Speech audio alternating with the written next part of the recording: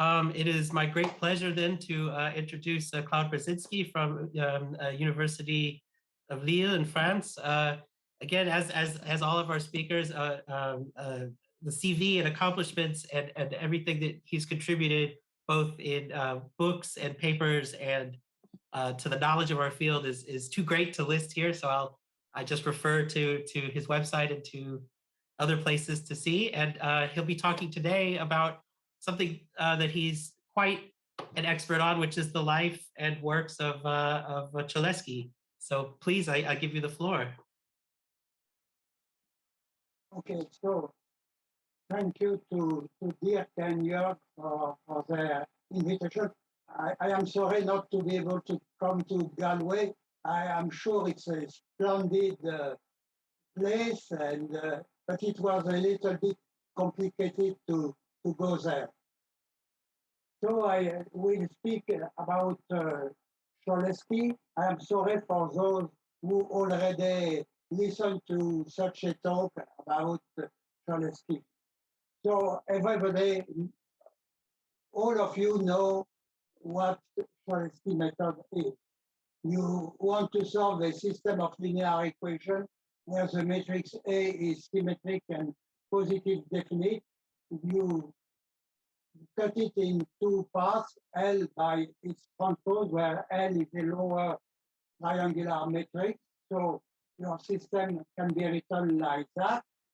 You set LTX equal Y, and so your system becomes Ly equals B, and so you first solve this triangular system to obtain Y, and then you solve this one to obtain X.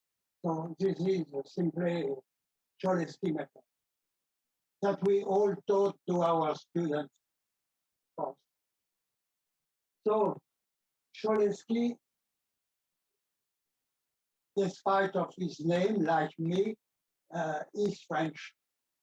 He was born on October 15, 1875, in a small village by the name of Montguillon.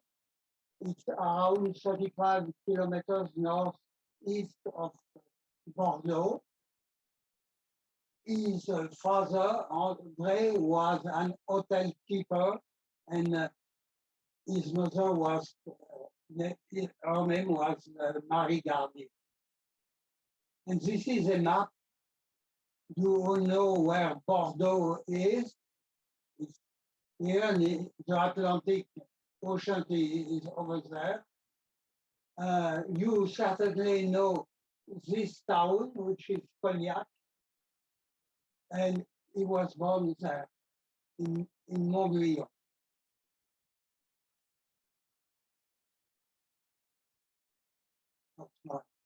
So this is the house where he was born. And this is the school where he went as a child. And you see in this village, there are still the ruins of a castle that you can see.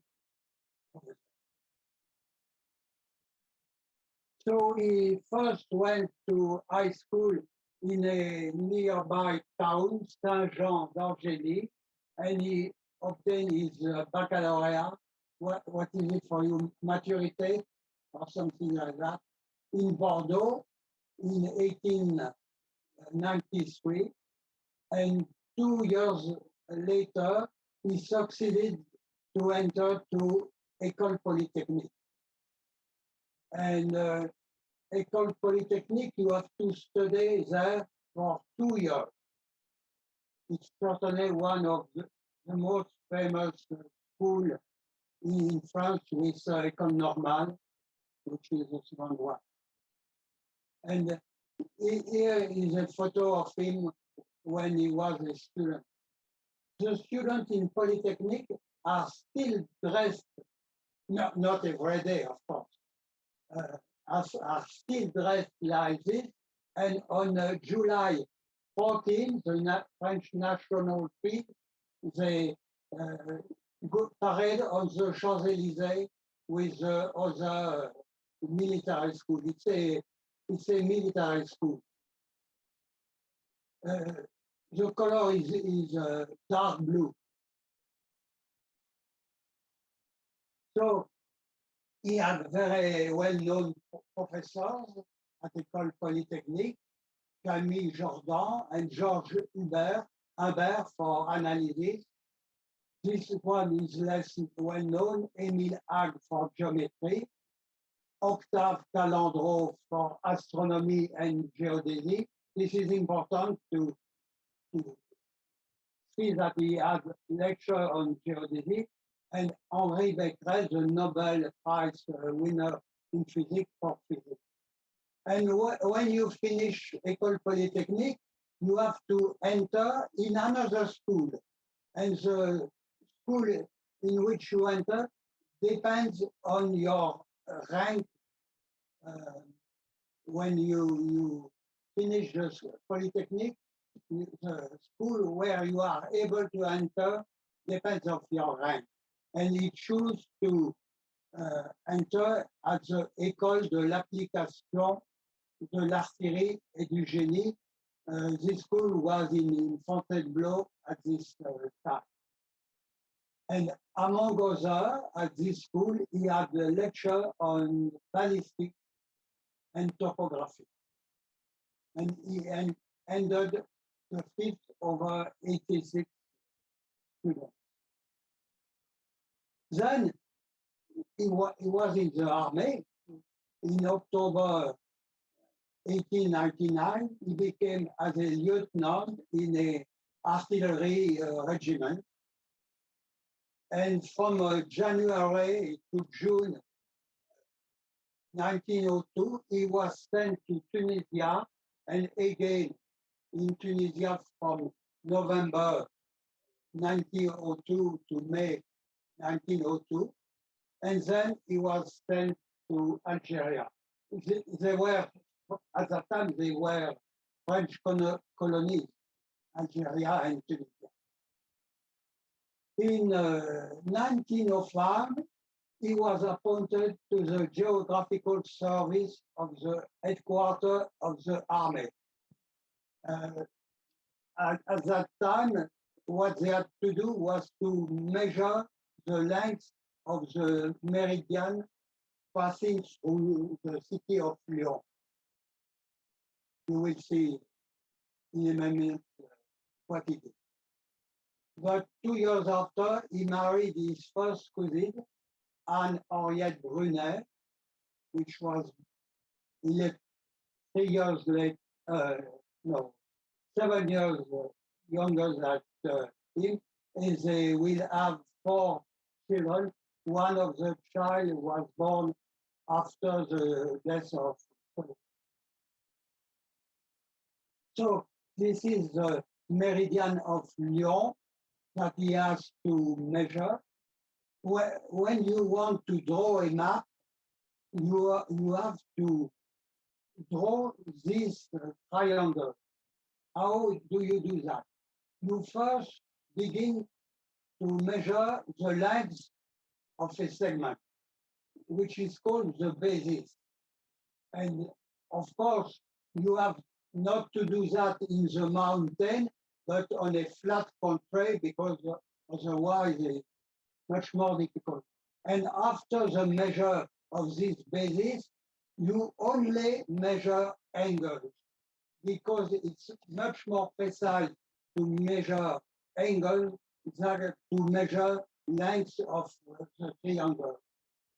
But of course, you can measure more segments, more bases, and finally, you arrive in a triangle. Everybody knows that there are 6 unknown quantities, but you can, with only 3 quantities and the trigonometric formulae, you can rebuild all the triangles. But of course, you can measure more than 3 quantities, and in doing that, you obtain, we will see later, more equations than unknown. So this is the wedding of Cholesky is here. and his wife is here. Typically, a typical photo from the beginning of the 20th century. So then he was sent to the island of Crete, which was at that time occupied by the international troops. He was sent there for 6 months between the end of 1907 to June 1908. He has to cartography the British and the French part of the island on a plateau on the east part of the island. Then he was promoted to captain. But since he was a soldier, he has to do some military duties and he has to serve as the head of a battery for 2 years.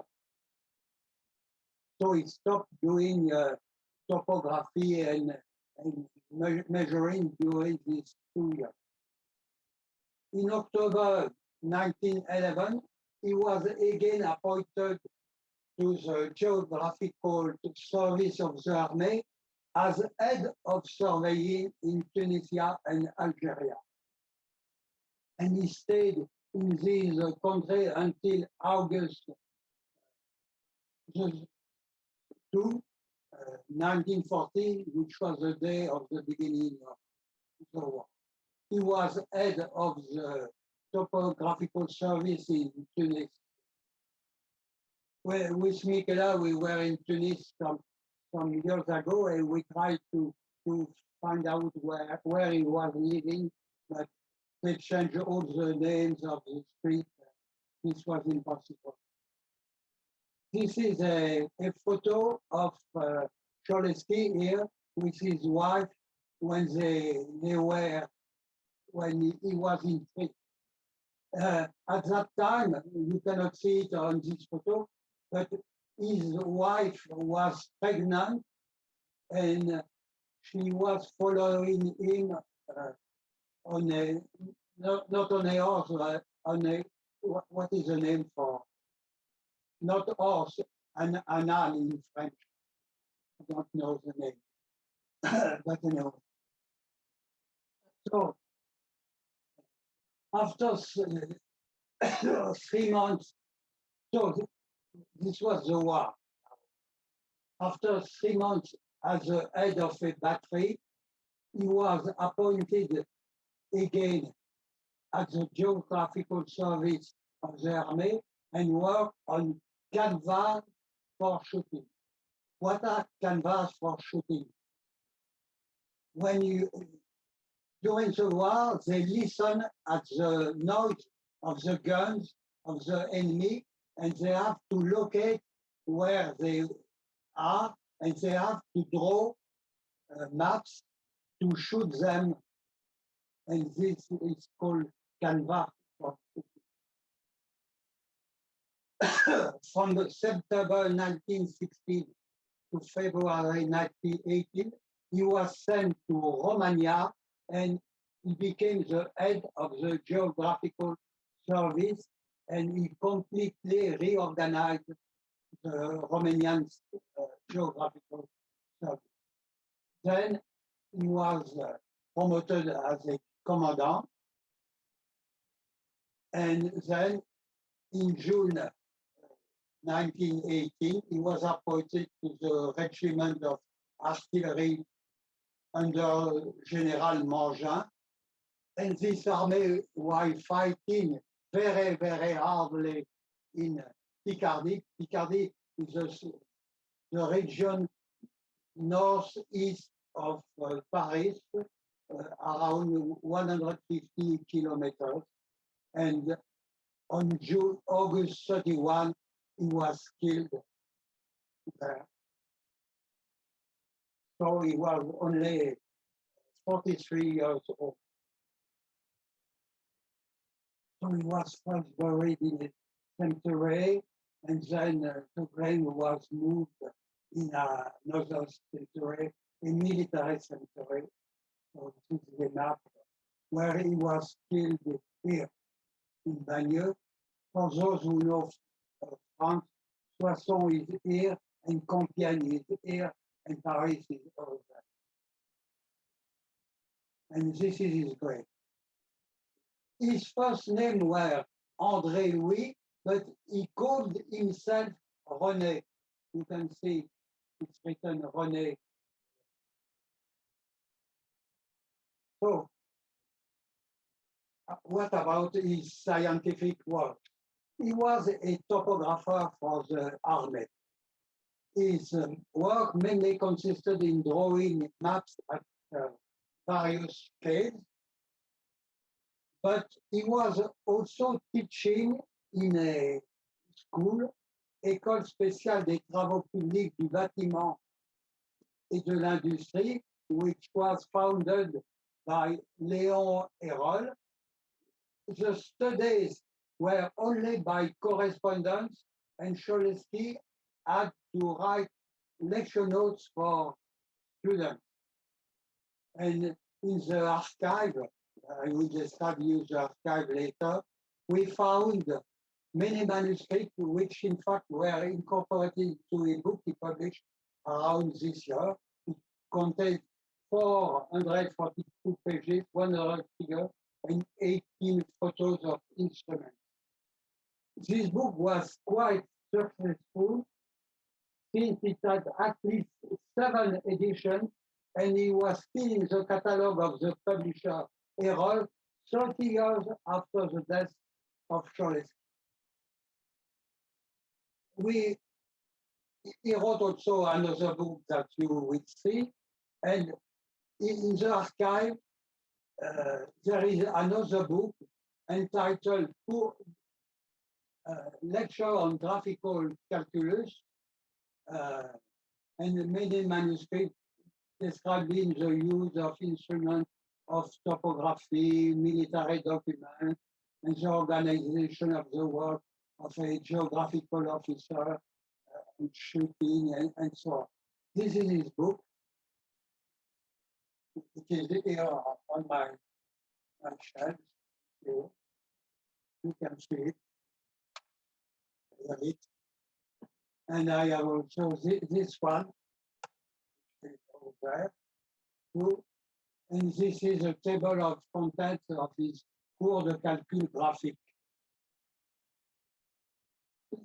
This one, we type it and we reproduce it in the book I wrote on Cholesky with Dominique Tourneuf. So, you know that a system of equations has infinitely many solutions with the number of unknown equations and the number of equations.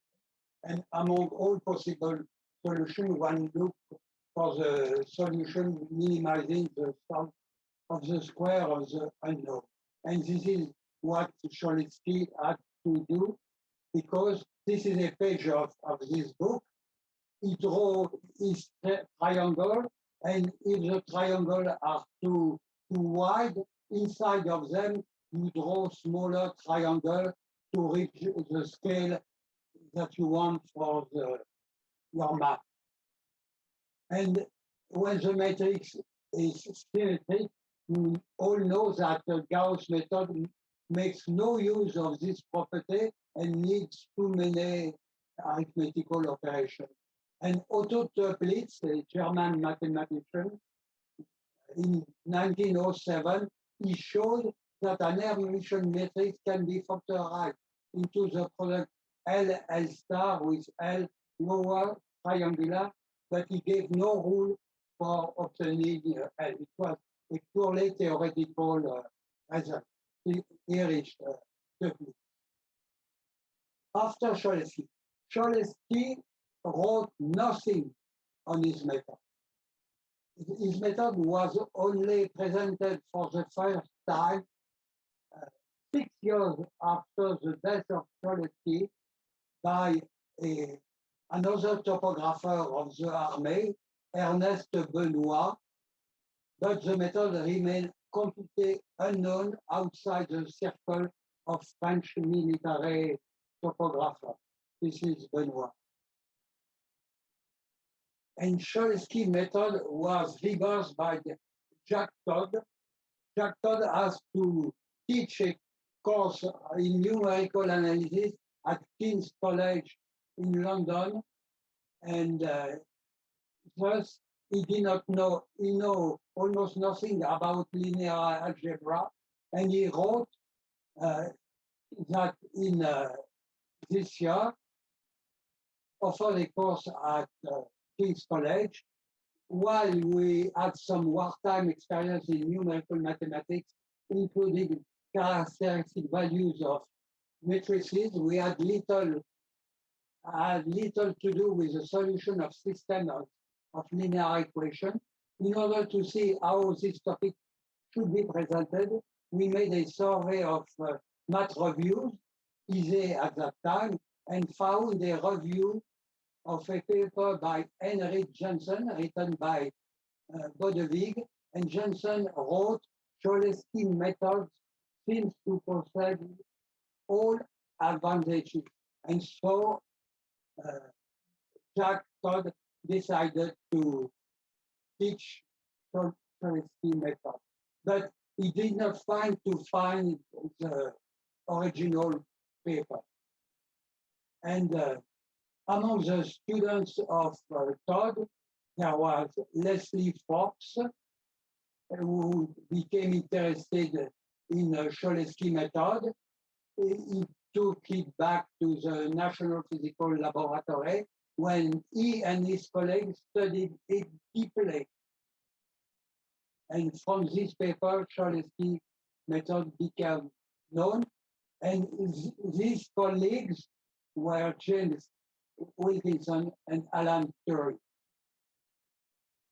This is Jack Todd. So now the discovery of the manuscript. Some years ago, I was contacted by Michel Gros, one of the grandsons of Cholesky. The family wanted to give all the documents they possessed to École Polytechnique, and the grandson asked me if I want to help him to classify his archive. I accepted, and we discovered an unpublished, unwritten manuscript by Cholesky where he explained his method. This is a manuscript. I will show you. It's not possible to enlarge it, but you can find it on the internet. You, you can see just here the first triangular system, here the second triangular system, here the formulae with the square root that you are teaching to your students on Cholesky method. And so you see, this is the paper, 8 pages. I have translated the manuscript into English. So this is not, oh, my time is almost finished. So he begins by multiplying his system by the transpose matrix to obtain a symmetric matrix. And he says that the system is symmetric. You can see that.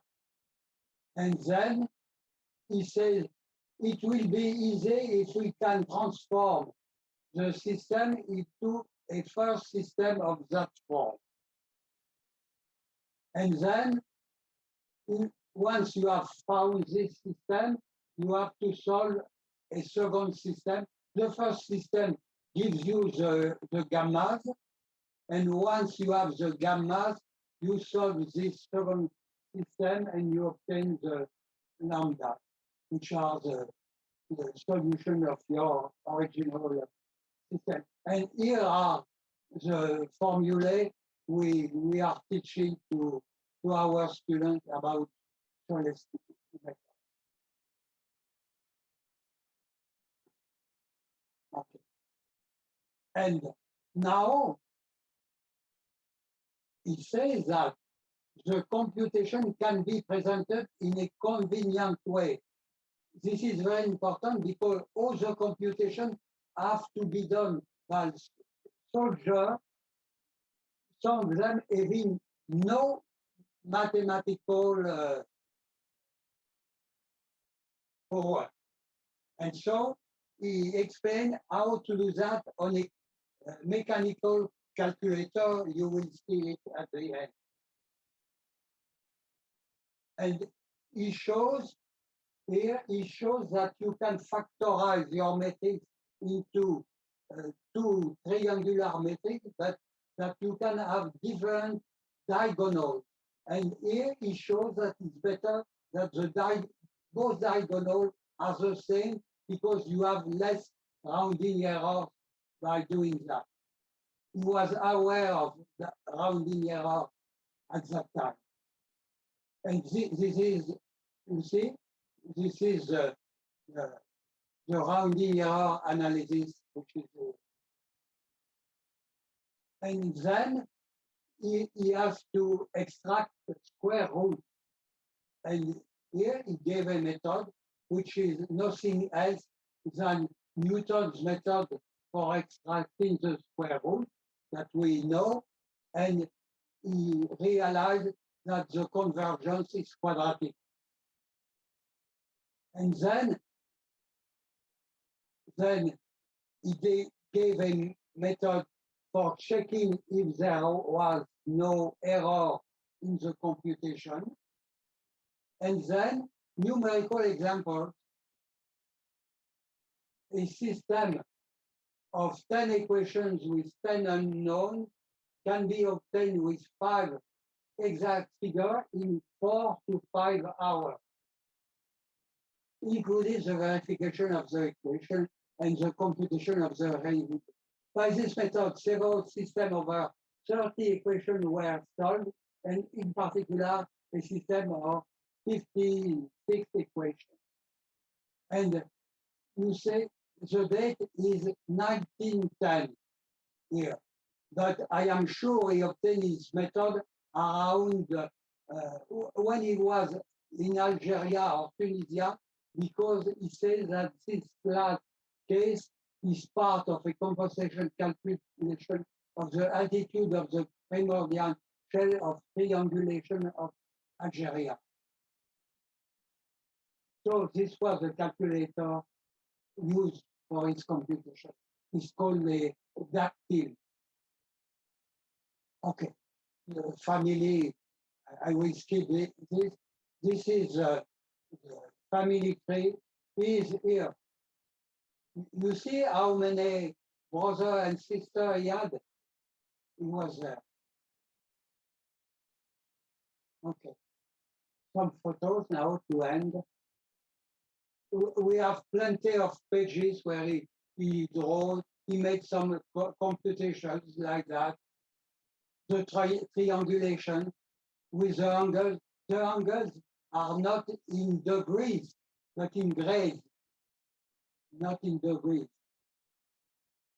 Another page of his notebook with some material here. Here, as an officer, another one, another photography at his desk. Here again. Here, certainly in Romania with this app. Another one. Here, great uniform. And in the town where he was born, they have a cultural center, and they gave his name to this cultural center. And so this is the book I wrote with Dominique Thomas. So that's all. Thank you. Thank you so much. That was very interesting. I know I have questions, but I ask first if anybody else has questions, and then I will ask mine. Claude, it's interesting to see. So he was in a École Polytechnique only for 2 years. So that means that it was for 2 years study in general, or he left early? It was really what? I have not listen. What did you say? That he was in École Polytechnique for 2 years. Yeah. There was the standard time of study, or he left earlier to join the other No, school? no, it was the time, the real time. No, Mhm. no, then he went to the second school. It is called an application school. Yeah. I understood that. Yeah. You have an école des mines or école du génie et de l'artillerie. Um, so one short question and one longer question. My short question is there any sense that he understood the importance of what he'd done, or was it for him just, I'm doing this to complete a job and to show others how to do this calculation? No, I think it was just for his job. He did not realize. He did not know what positive definite means. Okay, so it's really that he just was No. focused on this one thing. So similar, I mean, not quite the same, but when you hear the story of Francis's QR, that he was doing it as a job and then didn't understand the didn't see the wider implications because he was just doing his work at the time. I might be getting the history a bit wrong there. One other question, this is more a general one, is should the lesson that we take away from the fact that the reason that Cholesky's method was to some extent brought to our attention or brought to the general attention is that someone was teaching a course that they were less familiar with and didn't have prejudices about what to teach and what not, that they went and looked at the literature and found this method and sort of unknowingly brought it forth, and it becomes this important thing. Is the argument that we shouldn't always just have only the people with the prejudices of their field teach things? I mean, I don't want to say that unexperts should teach, but like it's an interesting point there that this person, Jack Todd, I think you said his name was, had to go look up stuff and so found this method. So I don't know in which paper Jack found the method. It's not written, and I have not asked him.